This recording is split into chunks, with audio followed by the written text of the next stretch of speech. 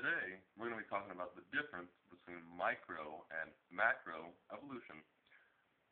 One of the main things that I get from people is, isn't micro evolution just a variation within a kind? Yes, it is. And then they're going to say, well, then that proves microevolution, because we don't live long enough to see different huge leaps and changes. Like, I would argue that the dog and the wolf and the coyote had a common ancestor. I would go that far, but I wouldn't go that far as to say the dog and the wolf and the coyote came from a rock 4.6 billion years ago. And you're saying, people don't believe that. Yes, actually, that's exactly what they believe. If you ask an evolutionist, where did the first living organism come from? They're going to say, oh, it came from the primordial soup, most of them. There's many different theories. Like, some of them have a theory it started on the back of crystals. Awkward theories. But one of the main things is they're going to say it started in the primordial soup. And then you're going to ask, okay, that's where life come from. But where did life come before that? Oh, it started in the prebiotic oceans. Okay, where'd that come from? Oh, it rained on the rocks for millions of years. Exactly my point. It rained on the rock for millions of years. And over time, that rock got the first organism. So they all believe they came from a rock 4.6 billion years ago, where I believe that I was designed in God's image.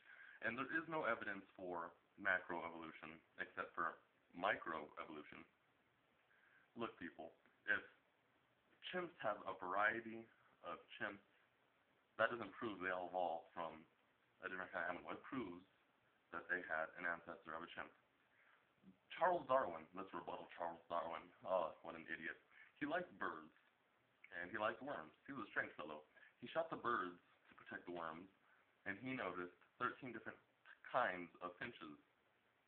Okay, that's a little awkward. Okay, but I would agree with him. It was he said they had a common ancestor. I would agree. It was a bird, not a rock.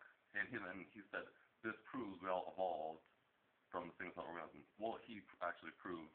He showed to state in his book, The Origin of Species, that there was a common line between all of these ancestors all put together, which there was no evidence for.